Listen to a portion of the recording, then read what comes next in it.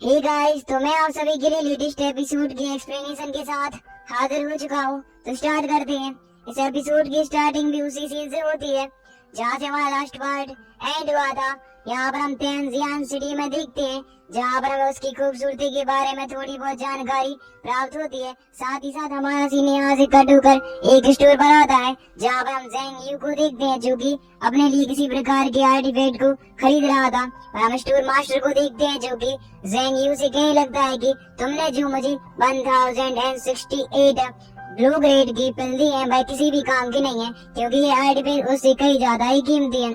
ये जानकर Zeng you होता है, वह कहने लगता है कि नहीं नहीं, तुम झूठ बोल रहे हो। मैं हर दिन इस सिटी में आता रहता हूँ और मुझे इसके भाव के बारे में बिल्कुल पता है। यह जानकर जो स्टोर का ओनर होता है, वह कहने लगता है कि नहीं, तुम झूठ बोल रहे हो, क्योंकि मैंने आज से पहले तो तुम्हें इस सिटी में कभी देखा भी नहीं है। हम देखते हैं ज़ेंग यू को, जो कि कहने लगता है अरे रखो, और ऐसा कहते हुए वह तुरंत ही उस आर्टिफैक्ट को लेकर निकलने वाला होता है। हमें दिखाया जाता है उस स्टोर के पास एक और वॉरियर आ चुका था, जो कि सिर्फ इसी आर्टिफैक्ट को खरीदने के लिए आया था। और जैसे ही स्टोर ओनर को पता चलता है कि यह आर्टिफैक्ट तो ज़ेंग यू लेकर चला गया है, तो उसे ज़ेंग यू पर काफी ज्यादा गुस्सा आने लगता है और वह चिल्लाते हुए कहने लगता है ए ज़ेंग यू, रुक जाओ, तुम मुझसे गलत भाव में लेकर जा रहे हो। और हम देखते हैं कि ज़ेंग यू तब तक निकल चुका था। रास्ते में हमें ज़ेंग यू को दिखाया जाता है, जो कि अपने दोस्त वोंगलिंग से मिलने के लिए तुरंत ही उस होटल की ओर आगे बढ़ने लगता है। और साथ ही साथ वह उस आर्टिफैक्ट को लेकर काफी ज्यादा ही खुश था और वह कहने लगता है कि आखिरकार मैंने इस दुकानदार को चूना लगा ही दिया, क्योंकि इस आर्टिफैक्ट का प्राइस 1000 लो ग्रेड की स्पेशल पेन नहीं बल्कि हाई ग्रेड की थी। और यह जानकर वह मन ही मन में खुश हो रहा होता है। और उसकी यह खुशी ज्यादा देर तक नहीं टिकती, क्योंकि हमें दिखाया जाता है कि वहाँ पर बहुत सारे सोल्जर्स आकर ज़ेंग यू पर अटैक करना शुरू कर देते हैं। और ज़ेंग यू भी अपनी पावर का यूज करते हुए उनकी आधी हुई स्वॉर्ड को डिस्ट्रॉय करने का तो ट्राई करता है। पर यहाँ पर ज़ेंग यू को कुछ भी समझ में नहीं आ रहा था कि आखिरकार उसके साथ क्या चल रहा है, क्योंकि यहाँ पर आप जानते हैं कि तेंजियान के असल में एक रूल है जिसकी सहायता से कोई वॉरियर दूसरे को नहीं मार सकता। यहाँ पर हमें दिखाया जाता है कि ज़ेंग यू अपनी जान को बचाने के लिए वहाँ से भागना शुरू कर देता है और वह सारे के सारे वॉरियर्स का पीछा कर रहे होते हैं और वैसे जान से ही मारना चाहते थे। और यहाँ पर ज़ेंग यू अपनी जान को बचाने के लिए उन सारे के सारे सोल्जर्स से बचकर भाग रहा था। और सभी के सभी सोल्जर्स अपनी अपनी पावर का यूज करते हुए ज़ेंग यू को चारों तरफ से घेर लेते हैं और एक वॉरियर अपनी स्वॉर्ड से ज़ेंग यू पर अटैक कर देता है, जिसकी वजह से ज़ेंग यू उसके अटैक को डिस्ट्रॉय नहीं कर पाता, क्योंकि उसकी स्पेशल पावर काफी ज्यादा ही कम हो चुकी है। इन सोल्जर्स की ताकत वाकई में बहुत ही ज्यादा है, जिसकी वजह से ज़ेंग यू गिर चुका था और उसे कुछ भी समझ में नहीं आ रहा था। पर जैसे ही वह अपने सिर को ऊपर उठाता है, तो उसे दिखता है कि यह तो और कोई नहीं बल्कि तियानजियान कैसल के पैट्रिक का ग्रैंडसन यानी कि तेनलिंग है। और तेनलिंग को देखकर वह हैरान होते हुए कहने लगता है कि आप ही इस सिटी के रूलों का विरोध कर रहे हो, क्योंकि यहाँ पर किसी को भी फ्लाई करना और साथ ही साथ किसी दूसरे को जान से मारना विरुद्ध है। हमें दिखाया जाता है तेंगलिंग को, जो कि कहने लगता है कि इस सिटी का ओनर भी मैं हूँ और मास्टर भी, यहाँ के रूल मेरे अकॉर्डिंग चेंज होते रहते हैं। इसके बाद हमारा सीन यहाँ से कट हो जाता है। फिर हमें वोंगलिंग को दिखाया जाता है, जो कि अपने रूम में बैठकर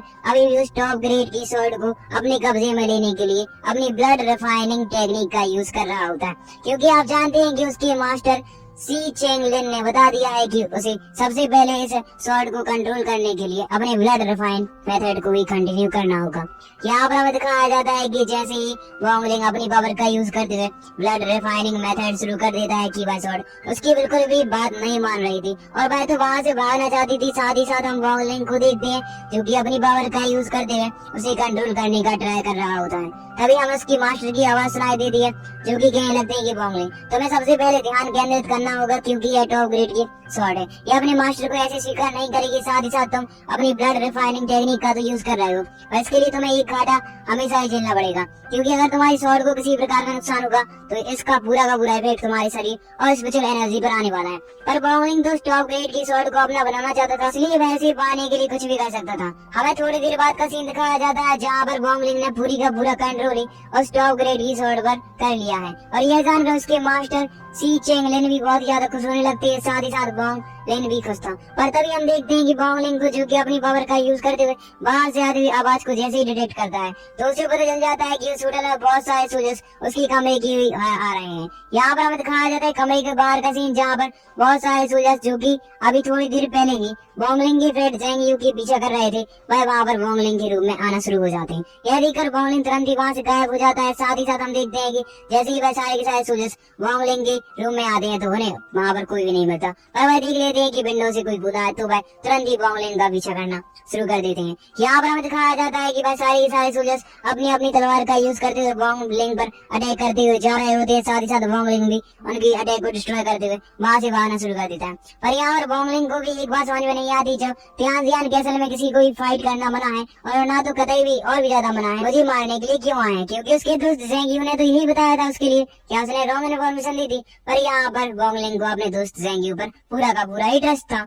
यहाँ पर हमें दिखाया जाता है कि सारे के सारे सोल्जर्स अपनी अपनी पावर का यूज करते हुए बॉन्गलिन को चारों तरफ से घेर लेते हैं। पर बॉन्गलिन भी कुछ कम नहीं था, क्योंकि वह अपनी टेक्निक की सहायता से साथ स्पीड को दिखाते हुए तुरंत ही उन्हें सारे के सारे सोल्जर्स के अटैक को डिस्ट्रॉय करते हुए आगे बढ़ता जाता है। पर तभी हम देखते हैं कि बॉन्गलिन इस स्थान पर उनको चकमा देकर पहुंच जाता है। जैसे ही वह अपने सिर को ऊपर करता है, वह पाता है कि वहाँ पर एक वॉरियर खड़ा हुआ है जो कि काफी ज्यादा ही पावरफुल लग रहा है। पर यहाँ पर बॉन्गलिन को समझ में नहीं आता कि इसके पीछे आखिरकार क्यों ही पड़ा है। यहाँ पर हम बॉन्गलिन को देखते हैं जो कि जैसे ही वहां से भागने का ट्राई करता है कि हम देखते हैं कि तेंगलिन जो कि अपनी स्पीड को दिखाते हुए तुरंत ही बॉन्गलिन के पास आ जाता है और उसे कहने लगता है क्यों, क्या हुआ। यह जानकर जो बॉन्गलिन होता है वह समझ जाता है कि यह तो उसे मारने के लिए आया है। साथ ही साथ उसी ने इस सोल्जर्स को भेजा है क्योंकि उसकी पावर काफी ज्यादा थी। साथ ही साथ जैसे ही बॉन्गलिन अपनी पावर का यूज करते हुए उसके कल्टीवेशन लेवल को चेक करता है तो वह पाता है तो यह तो फाउंडेशन रिफाइनिंग लेवल की 3rd स्टेज पर पहुंच चुका है। और यह जानकर बॉन्गलिन वहां से जैसे ही भागने का ट्राई करता है कि हम देखते हैं तेंगलिन जो कि बॉन्गलिन को जान से मारने के लिए आया। तभी हम देखते हैं तेंगलिन को जो कि अपनी पावर का यूज करते हुए बॉन्गलिन के सामने उसकी दोस्त ज़ेंग यू की बॉडी को फेंक देता है। और यह जानकर ज़ेंग यू काफी ज्यादा ही हैरान हो चुका था और वह कहने लगता है कि आखिरकार तुमने मेरे दोस्त के साथ क्या किया है। हमें दिखाया जाता है तेंगलिन को जो कि हंसते हुए कहने लगता है कि तुम्हारा दोस्त तुम्हारे चक्कर में मारा गया है।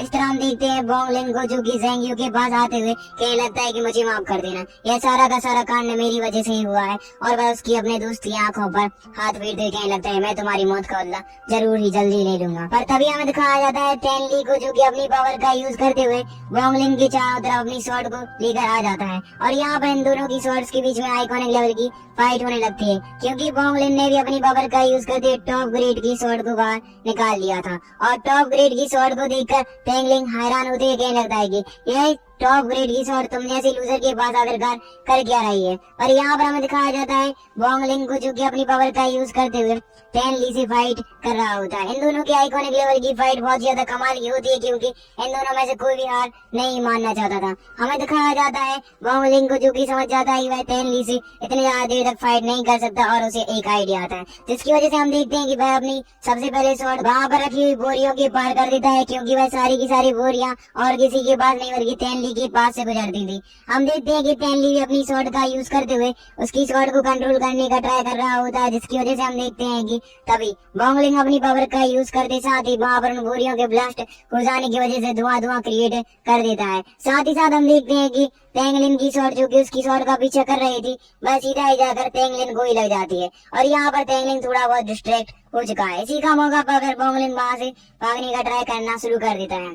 पर हम देखते हैं तेंगलिन को जो कि कहने लगता है कि वाह तुम मेरी ही सिटी में अगर मुझसे बचकर भागने का ट्राई कर रहे हो, ऐसा तो बिल्कुल भी नहीं हो सकता बेटे। और वह अपनी पावर का यूज करते हुए फिर से बॉन्गलिन में फाइट करने के लिए निकल जाता है। हमें दिखाया जाता है कि दोनों के दोनों एक दूसरे से फाइट करते दौरान यहाँ पर हम बॉन्गलिन को देखते हैं जो कि भागता हुआ जा रहा था। पर तभी हमें दिखाया जाता है तेंगलिन को जो कि अपनी पावर का यूज करते हुए वहाँ पर एक प्रकार की फॉर्मेशन गैदरिंग टेक्निक को परफॉर्म करता है जिसकी वजह से हम देखते हैं कि एक बहुत ही ज्यादा बड़ा स्पिरिचुअल हैंड सीधा ही आकर बॉन्गलिन को लगने वाला था। पर बॉन्गलिन अपनी पावर का यूज करते हुए वहाँ पर रखी हुई सेलर्स की सहायता से बच जाता है। जैसे ही वहाँ पर धुआं आता है हम देखते हैं तेंगलिन को जो कि कहने लगता है बॉन्गलिन से कि वाह तुम्हारा लक तो काफी ज्यादा ही अच्छा है क्योंकि आज तक ऐसा कोई बंदा पैदा नहीं हुआ जो कि मेरी इस फॉर्मेशन गैदरिंग टेक्निक से बच सके। हम देखते हैं तेंगलिन जो कि उसका मजाक बनाते हुए कहने लगता है कि तुम तो अभी भी रिफाइन लेवल पर हो यार, तुम मेरा क्या कर लोगे। मैं फाउंडेशन रिफाइन पीरियड की 3rd लेवल पर पहुंच गया हूँ, आखिरकार तुम मेरा क्या ही बिगाड़ सकते हो। हमें दिखाया जाता है कि इनके बीच में ऐसे ही आइकॉनिक लेवल की फाइट हो रही होती है जहाँ पर बॉन्गलिन अपनी जान को बचाते हुए भाग रहा था। साथ ही साथ वह रास्ते में किसी प्रकार के ट्रेजर का यूज करता है अपनी स्पीड को बढ़ाने के लिए और वह गोली बॉर्डर को भी पीता जा रहा था जो कि एक प्रकार का एलेक्सर है। यह बात आप जानते ही होंगे जो कि इंजरी को हील कर सकता है तुरंत ही। इसके बाद हमारा सीन यहाँ से कट हो जाता है। फिर हमें दिखाया जाता है तेंजियान कैसल के पैट्रिक यानी कि तेंगलिन की ग्रैंड फादर को जो कि 2 एल्डर्स के साथ चर्चा कर रहे होते हैं। तभी एक एल्डर जो कि और कोई नहीं बल्कि जिसने ऑर्डर दिया है बोंगलिन को मारने के लिए, क्योंकि आप जानते हैं कि बोंगलिन ने अपनी पावर का यूज करते हुए मास्टर जियो के डिसाइबल को मार दिया है। क्योंकि मास्टर जियो के डिसाइबल का डिसाइबल कौन था? बोंगलिन का फ्रेंड यानी कि ज़ेंगियो की मौत हो चुकी है। इसलिए यहाँ पर मास्टर जियो ने पैट्रिक को ऑर्डर दिया है और रिश्वत भी दी है एक ट्रेजर का कि वह बोंगलिन को खत्म कर दे। इसलिए यहाँ पर जो पैट्रिक ने अपने रूल को भी पूरी तरह से नैलिफाई कर दिया कि इस सिटी में कोई किसी से फाइट नहीं कर सकता, फ्लाई नहीं कर सकता। यहाँ पर हमें एक एल्डर को दिखाया जाता है जो कि पैट्रिक से यही लगता है कि मुझे तो नहीं लगता कि टेनली बोंगलिन को हरा देगा। यह जानकर जो वहाँ पर खड़ा हुआ दूसरा एल्डर होता है वह कहने लगता है कि तुम हमारी ग्रैंड सन भरोसा नहीं है, तुम्हें नहीं पता है कि हमारे टेनली फाउंडेशन रिफाइन पीरियड के थर्ड स्टेज पर पहुंच गए हैं, और तुम्हें क्या लगता है कि बोंगली इतने जल्दी इतने ज्यादा कल्टीवेशन लेवल को अचीव कर लेगा? हमारी ही मास्टर टेनली को इतना ज्यादा कल्टीवेशन करने के लिए बहुत सारे एलेक्सर्स लिए हैं, और हमारे पैट्रिक ने तो इनको कितना ज्यादा ही ट्रेन किया है, तो तुम्हें तो लगना भी चाहिए कि आराम से ही टेनली बोंगलिन को हरा देगा। पर यहाँ पर हमें दिखाया जाता है पैट्रिक को, क्योंकि कहीं लगता है कि तुम्हें इसके बारे में बिल्कुल भी नहीं सोचना चाहिए, क्योंकि टेनली जो एक बार कोई बात सोच लेता है तो उसे करके ही रखता है, और साथ साथ जल्दी बोंगलिन की बॉडी तुम्हारे सामने मिल जाएगी। यह जानकर जो मास्टर जिया होते हैं भाई इसके लिए एग्री हो जाते हैं। इसके बाद हमारा सीन यहाँ से कट हो जाता है। फिर हमें दिखाया जाता है उन दोनों की फाइट को, जहाँ पर भाई अभी भी लड़ रहे होते हैं, जहाँ पर टेनली अपनी पावर का यूज करते हुए सबसे खतरनाक टेक्निक का यूज करना शुरू कर देता है, जिसकी वजह से हम देखते हैं कि आकाश में से सारा का सारा स्पिरिचुअल एनर्जी सीधा ही जाकर टेनलिन के ऊपर कंबाइन होना शुरू हो जाती है, और वहाँ पर एक बहुत ज्यादा बड़ी और लंबी स्वॉर्ड क्रिएट हो जाती है जो कि स्पेशल स्वॉर्ड थी। और जैसे ही टेनली अपनी पावर का यूज करते हुए उससे अटैक कर देता है बोंगलिन पर, तो हम बोंगलिन को देखते हैं जो कि उससे बचने का तो ट्राई करता है, पर इस चक्कर में वह काफी ज्यादा इंजर्ड हो चुका था। पर यहाँ पर हंसी की बात तो यह थी कि बोंगलिन उसके अटैक से ही बच चुका है और वह तुरंत ही भाग जाता है इस सिटी के बाहर। आप लोग सोच रहे होंगे कि इस सिटी के बाहर तो वह जा ही नहीं सकता, क्योंकि यहाँ पर एक बैरियर क्रिएट है। और मैं आपको बता देना चाहता हूँ कि इस फॉर्मेशन गैदरिंग टेक्निक जो कि अभी टेनलिन ने थोड़ी देर पहले यूज की थी, उसकी वजह से यहाँ पर पूरी की पूरी तेंजियान कैसल की सिटी इसीलिए पूरी तरह से डिस्ट्रॉय हो गई है। यहाँ पर हमें दिखाया जाता है टेनली को जो कि बोंगलिन को भागता हुआ देखकर कहने लगता है कि बच्चे मुझसे बचकर कहाँ भागोगे, मैं तो तुम्हारा पापा हूँ बेटा, आज तो तुम्हें मार के ही रहूंगा। और ऐसा कहते हुए भाई भी अपनी सिटी से बाहर निकल जाता है। इसके बाद हमारा सीन यहाँ से कट हो जाता है। फिर हमें दिखाया जाता है यह दोनों के दोनों फिर से फाइट कर रहे हैं, जहाँ पर हम देखते हैं बोंगलिन को जो कि नदी को पार करते हुए जा रहा था, साथ ही साथ टेंगली उसका पीछा कर रहा था। पर तभी टेंगली अपनी पावर का यूज करते हुए फिर से स्पेशल स्वॉर्ड का यूज करते साथ ही अटैक कर देता है बोंगलिन पर बोंगलिन अपनी टॉप ग्रेड की स्वॉर्ड से उसके अटैक को नैलिफाई करते हुए आगे बढ़ता जा रहा था। तभी बोंगलिन की स्वॉर्ड टेंगलिन की आर पार हो जाती, मतलब थोड़ा फेस से टच करके निकल चुकी थी, जिसकी वजह से यहाँ पर टेंगलिन के हाथों में खून लग जाता है और वह कहने लगता है तुम्हें मेरी एक एक ब्लड की बूंद का हिसाब देना होगा। और ऐसा कहते हुए टेंगलिन पर फिर से अपनी उसी फॉर्मेशन गैदरिंग टेक्निक की सहायता से आसपास की एनर्जी को कंबाइन करते हुए एक स्पेशल शॉट को क्रिएट करता है और फिर से अटैक कर देता है बोंगलिन पर। इसने 3 बार अपनी स्पेशल शॉट का यूज कर लिया है, पर यहाँ पर बोंगलिन के ऊपर उसका असर तो बिल्कुल भी नहीं हो रहा होता है। हमें दिखाया जाता है कि जो उसकी स्पेशल शॉट के अटैक के इम्पैक्ट की वजह से आसपास पानी फैल जाने के कारण बोंगलिन इसी का मौका पाकर वहां से भी भाग चुका था। साथ ही साथ हम देखते हैं उसके मास्टर यानी कि सी चेंगलिन को, जो कि अपनी पावर को थोड़ा बहुत दे देते हैं बोंगलिन पर। साथ ही साथ अभी तक वह बोंगलिन को प्रोटेक्ट कर रहे हैं अपनी थोड़ी थोड़ी स्पेशल पावर देकर, जिसकी वजह से हम देखते हैं कि उसके हैंड जो होते हैं वह डिसअपियर होना शुरू हो जाते हैं। यह दर्शाता है कि जो मास्टर सी चेंगलिन है उसने अपनी काफी ज्यादा ही पावर बोंगलिन को दे दी है बोंगलिन की जान को प्रोटेक्ट करने के लिए। बोंगलिन इसके लिए धन्यवाद कहता है और कहने लगता है कि मास्टर आपका आने वाले वक्त में पूरी की पूरी सोशल पावर को रिकवर कर दूंगा। और हम देखते हैं मास्टर सी चेंगलिन को जो भी कहने लगते हैं कि इसकी कोई जरूरत नहीं है, बट हाँ मैं बता देना चाहता हूँ कि अगर मैंने अपनी ज्यादा पावर का यूज कर लिया तो मैं डिसअपियर भी हो सकता हूँ और फिर तुम्हारा मास्टर कौन रहेगा। यह जानकर जो बोंगलिन होता है वह हैरान हो चुका था। इसके बाद हमारा सीन यहाँ से कट हो जाता है। फिर हमें दिखाया जाता है एक जंगल में, जहाँ पर हम देखते हैं कि बोंगलिन तो भाग चुका था पर उसे वहाँ पर किसी की होने का एहसास हो जाता है। हम ऊपर देखते हैं टेनली को जो कि अपनी शॉट पर फ्लाई करते हुए आ रहा होता है, साथ साथ वह बोंगलिन का पीछा भी कर रहा था। और भाई ये जंगल में पहुंच जाता है और जंगल को देखकर उसे अपने ग्रैंडफादर की बात यानी कि तेंजियान कैसल की पैट्रिक की बात याद आने लगती है, जिन्होंने उससे कहा था कि हमारी सिटी से 500 मील राइट में एक जंगल पड़ता है जिसका नाम माजा फॉरेस्ट है, और ये काफी ज्यादा खतरनाक है क्योंकि यहाँ पर बहुत सारे पॉइजनस ट्री रहते हैं जो कि अपनी पावर का यूज करते हुए भी गॉड लेवल के कल्टीवेटर को भी आराम से मार सकते हैं। और यह जानकर जो टेंगलिन होता है वह हैरान हो चुका था और वह वहाँ पर झूठ झूठ से बोलने लगता है ये लगता है बॉन्गलिंग, अब तो तुम तुरंत ही मर जाओगे, मुझे तुम्हारे लिए मारने का कोई भी ज्यादा जरूरत नहीं है, क्योंकि अब मुझे अपनी पावर को भी खर्च नहीं करना पड़ेगा, तुम तो जल्दी ही मरने वाले हो। पर यहाँ पर बॉन्गलिंग को देखते हैं जो कि इसकी बातों पर ज्यादा ध्यान नहीं देता और आगे बढ़ता हुआ जा रहा था। पर यहाँ पर हमें दिखाया जाता है कि अचानक से बॉन्गलिंग के चारों तरफ बहुत सारी बेल्स आकर उसे जकड़ने का ट्राई करती हैं, जिसे देखकर उसके मास्टर सी चैंगलिन हैरान हो चुके थे और वह कहने लगते हैं यह तो पर्पल बेल है। इसे देखकर जो बॉन्गलिन होता है वह कहने लगते हैं मास्टर आप आखिरकार क्या कह रहे हैं। पर हम देखते हैं कि वह सारी की सारी पर्पल बेल अपनी पावर का यूज करते हुए बॉन्गलिन को कहीं पर खसीट कर ले जाना शुरू कर देती हैं। रास्ते में मास्टर सी चैंगलिन को देखते हैं जो ये कहने लगता है अब तो बॉन्गलिन गया, मेरा भी अस्तित्व समाप्त हो जाएगा। अरे यार मैं कितने सालों से यहाँ पर कह दूं, एक अवसर मिला था कि मैं अपनी पावर को फिर से रिकवर कर सकूं और अपनी मौत का बदला ले पाऊंगा, पर यहाँ पर तो सारा का सारा प्लान इस बॉन्गलिन के चक्कर में पूरी तरह से तबाह हो जाएगा। यहाँ पर हमें बॉन्गलिन को दिखाया जाता है जो कि एक जगह पर पहुंच चुका था, जहाँ पर वह देखता है कि एक बहुत ज्यादा बड़ा स्पिरिचुअल ट्री खड़ा हुआ है जो कि आसपास सारी की सारी बेलों को कंट्रोल कर रहा है। और हम देखते हैं कि जैसे ये बॉन्गलिन उसके सेंटर में पहुंचता है तो सारी की सारी पल्पर बेल्स उसकी चारों तरफ आना शुरू हो जाती हैं। पर तभी बॉन्गलिन अपनी एनर्जी को रिलीज करना बंद कर देता है, क्योंकि ये सारी की सारी जो पल्पर बेल है वह इसकी एनर्जी से अट्रैक्ट हो रही है और साथ ही साथ उसके मास्टर सी चैंगलिन ने इसे ये आइडिया दिया होता है। पर हम देखते हैं कि जो बॉन्गलिन होता है वह कहने लगते हैं मास्टर हम कब तक अपनी जान को बचा सकते हैं। यह जानकर जो उसके मास्टर सी चैंगलिन होते हैं वह कहने लगते हैं मुझे भी नहीं पता है, कम से कम 1 घंटे या फिर 2 घंटे।